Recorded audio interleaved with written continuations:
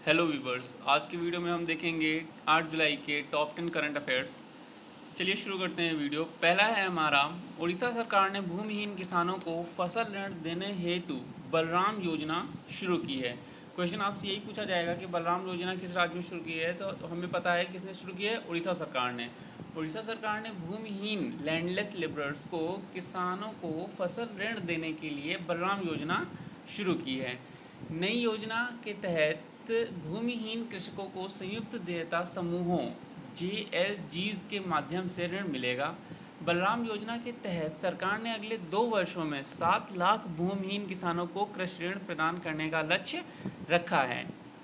ग्रामीण और छोटे शहरों में उड़ीसा के कई बैंकों और प्राथमिक कृषि सहकारी समितियों की लगभग 7,000 शाखाएं क्रियान्वयन में हैं। यह योजना national bank for agriculture and rural development यानी नाबार्ड, जिसको हम कहते हैं केंद्रीय कृषि बैंक, उसके सहयोग से आई है। अगला हम पॉइंट देखते हैं। इजराइल ने जासूसी उपग्रह OFEK 16 का प्रक्षेपण किया है। खास बात क्या है कि इजराइल ने 6 जुलाई 2020 को एक नए जासूसी उपग्रह का सफलतापूर्वक प्रक्षेपण किए जाने की घोषणा की, जिससे उसे ईरानी परमाणु गतिविधियों पर नज़र रखने में मदद मिलेगी। रक्षा मंत्रालय ने बताया है कि OFEK 16 टोही उपग्रह को सुबह 4 बजे सेंट्रल इजराइल ने अंतरिक्ष में भेजा। OPEC 16 उन्नत क्षमताओं से लैस इलेक्ट्रो ऑप्टिकल टोही उपग्रह है। रक्षा मंत्रालय के मुताबिक लॉन्च के कुछ समय बाद ही OPEC 16 ने डाटा भेजना शुरू कर दिया था। अगला पॉइंट देखते हैं। फिल्म निर्माता हरीश शाह जी का निधन हो गया है। फिल्म निर्माता और निर्देशक हरीश शाह जी का निधन हो गया है। हरीश शाह की गिनती बॉलीवुड के बड़े निर्माताओं में होती थी। इनकी मुख्य फिल्मों की अगर हम बात करें तो मुख्य फिल्मों के कुछ नाम हैं, जैसे काला सोना, मेरे जीवन साथी, राम तेरे कितने नाम, धन दौलत एट्सेट्रा।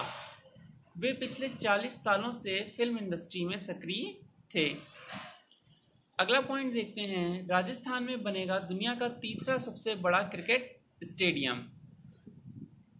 जैसा कि आप देख पा रहे होंगे, राजस्थान के जयपुर में दुनिया का तीसरा सबसे बड़ा क्रिकेट स्टेडियम बनाने की घोषणा की गई है। राजस्थान के जयपुर में एक और विशाल क्रिकेट स्टेडियम बनने जा रहा है। जयपुर में अभी भी 30,000 की दर्शक क्षमता वाला सवाई मान सिंह स्टेडियम है, लेकिन अब राजस्थान क्रिकेट एसोसिएशन ने शहरवासियों को एक और विशाल स्टेडियम देने की घोषणा की है। शहर ही नहीं बल्कि आसपास के जिलों के क्रिकेटरों को भी इससे लाभ मिलेगा।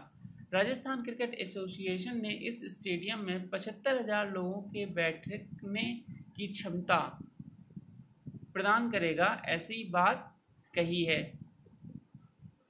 दुनिया का पहला बड़ा स्टेडियम अहमदाबाद के मोटेरो में बनकर तैयार हो गया है, जबकि दूसरा ऑस्ट्रेलिया के मेलबर्न में स्थित है।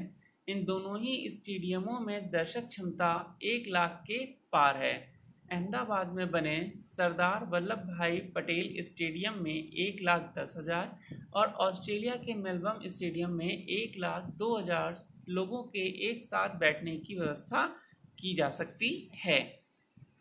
अगला हम पॉइंट देखते हैं। कौन सा संगठन संस्कृत साप्ताहिकी नामक संस्कृत में अपना पहला समाचार पत्रिका कार्यक्रम शुरू करने जा रहा है? तो संस्कृत साप्ताहिकी नामक एनुअल मैगजीन स्टार्ट की गई है ऑल इंडिया रेडियो के द्वारा। ऑल इंडिया रेडियो ने अपने व्याख्यान में बताया है कि यह जो प्रसारण है साप्ताहिकी, यह शनिवार को प्रसारित की जाएगी और इसकी अवधि 20 मिनट की होगी। अगर आपको पता हो तो ऑल इंडिया रेडियो की 100.1 यानी 100.1 मेगाहर्ट्ज़ फ्रीक्वेंसी पर इसका प्रसारण किया जाएगा। यह भारत के महान इतिहास, सभ्यता व परंपराओं से भारत के युवाओं को अवगत कराने हेतु चलाया जा रहा अभियान है या प्रोग्राम है। इसका पुनः प्रसारण रविवार को होगा। अगला पॉइंट देखते हैं। किस भारतीय राज्य केंद्र शासित प्रदेश ने लोगों को आवश्यक स्वास्थ्य सेवाएं प्रदान करने के लिए मोबाइल वैन धन्वंतरी रथ शुरू की है? तो ये आपको देखकर ही पता चल गया होगा इमेज कि यह योजना गुजरात राज्य से प्रारंभ हुई है। अहमदाबाद, गुजरात राज्य के अहमदाबाद से प्रारंभ हुई है। यह कोविड-19 के चलते शुरू की गई एक विशेष योजना है। यह मोबाइल वैन जो चलाई गई है, इसमें एक समय में डॉक्टर व पैरामेडिकल स्टाफ के साथ साथ फार्मासिस्ट भी मौजूद रहेंगे। अगला पॉइंट देखते हैं। भारतीय चिकित्सा अनुसंधान परिषद ICMR द्वारा विकसित की जाने वाली संभावित कोविड-19 वैक्सीन का नाम क्या है? तो इस वैक्सीन का नाम है कोवैक्सीन और यह भारत की पहली कोविड-19 वैक्सीन, पोटेंशियल कोविड-19 वैक्सीन कहलाई जा रही है और ये भी कहा जा रहा है कि यह 15 अगस्त को लॉन्च की जाएगी। कोरोना वायरस कोविड-19 के खिलाफ लड़ने वाली भारत की पहली वैक्सीन कोवैक्सीन वैक्सीन का मानव परीक्षण 7 जुलाई से शुरू करने की अनुमति मिल गई है। अभी तक यह प्रथम व द्वितीय फेज़ में थी और इसका थर्ड फेज़ ह्यूमन ट्रायल 7 जुलाई से शुरू करने की बात कही गई है। ये वैक्सीन भारतीय आयुर्विज्ञान अनुसंधान परिषद और भारत बायोटेक इंटरनेशनल लिमिटेड के साझा प्रयासों से विकसित की गई है। ICMR ने उन 12 संस्थानों को पत्र लिख दिया है जहां इस वैक्सीन का मानव परीक्षण होना है। भारत बायोटेक उन 7 कंपनियों में से एक है जो कोरोना की वैक्सीन के लिए काम कर रही है। ये हैदराबाद में स्थित है। यह पहली कंपनी है जिसे सरकार की ओर से वैक्सीन के फेज़ 1 और फेज़ 2 को रेगुलेट करने की मंजूरी मिली थी। इसके अतिरिक्त जायडस कैडिला को भी ह्यूमन ट्रायल के लिए ड्रग कंट्रोलर जनरल की ओर से स्वीकृति मिल गई है। अगला पॉइंट देखते हैं। किस सोशल मीडिया प्लेटफॉर्म ने भारत में इट्स बिटवीन यू नाम से एक अभियान शुरू किया है? तो ये भी आप इमेज से देख पा रहे होंगे। यह योजना शुरू की गई है व्हाट्सएप फ्रॉम फेसबुक के द्वारा। व्हाट्सएप के भारत में लगभग 40 करोड़ यानी 400 मिलियन यूज़र्स हैं और यह जो योजना है इट्स बिटवीन यू, यह इसकी कम्युनिटी गाइडलाइंस को एक इमोशनल अटैचमेंट यूज़र्स के साथ जोड़ने में मदद करती है और यह योजना सबसे पहले इस वर्ष ब्राज़ील में शुरू की गई थी।